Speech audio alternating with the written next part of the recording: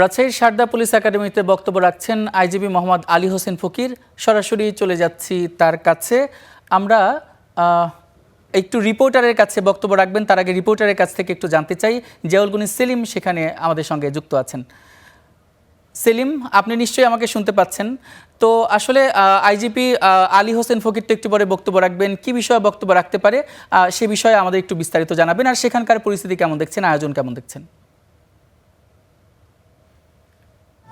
ইমন, বলা হয় রাজশাহীর পুলিশ একাডেমি পুলিশের জন্য একটি তীর্থভূমি, কারণ এইখানে যতগুলো সবারই এখানে মৌলিক প্রশিক্ষণ অনুষ্ঠিত হয়। আজকে 41তম এসআই ক্যাডেট ব্যাচের প্রশিক্ষণ সমাপনী কুচকাওয়াজ অনুষ্ঠিত হয়ে যাচ্ছে। এই মুহূর্তে সমাপনী অনুষ্ঠানটি চলছে। কিছুক্ষণ আগে আইজিপি বক্তব্য রেখেছেন।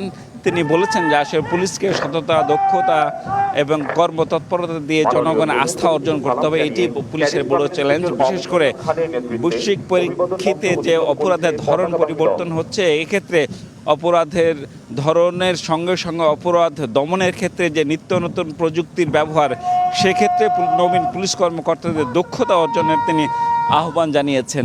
এটি মূলত 41তম এসআই ক্যাডেট ব্যাচের সমাপনী কুচকাওয়াজ। এই ব্যাচে 209 জন প্রশিক্ষণার্থী ছিলেন, এর মধ্যে 5 জন নারী। তারা দীর্ঘ 1 বছর এই রাজশাহী পুলিশ একাডেমিতে মৌলিক প্রশিক্ষণ গ্রহণ করলেন। এরপরে তারা মূলত ছড়িয়ে পড়বেন দেশের বিভিন্ন প্রান্তে, বিভিন্ন থানায় তাদেরকে প্রদান করা হবে। এরপর 1 বছর পরে তাদের চূড়ান্তভাবে তারা এই চাকরির জন্য মনোনীত হবেন।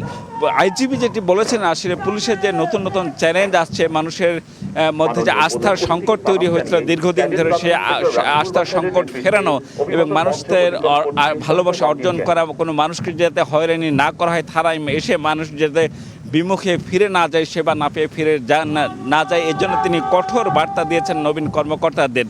ফলে তারা যে একটি নতুন জীবনের অধ্যায় শুরু করতে যাচ্ছেন, এটি তাদের জন্য একটি আনন্দ দিন। পাশাপাশি আইজিপি আরও বলেছেন যে মানুষের সেবা করাই প্রকৃত অর্থে পুলিশের কাজ। এটি কোনোভাবেই যেন কোনো বিঘ্নিত না হয়, এই জন্য সতর্ক থাকতেও তিনি আহ্বান জানিয়েছেন। একটু জানিয়ে রাখি, এই ব্যাচে 221 জন প্রথমে প্রশিক্ষণার্থী ভর্তি হয়েছিলেন বা সুযোগ পেয়েছিলেন, তবে নানা কারণে তারা চলে গেছেন। এখন মূলত 209 জন প্রশিক্ষণার্থী আছে এবং চূড়ান্তভাবে তারাই আসলে চাকরিতে যোগদান করতে যাচ্ছেন।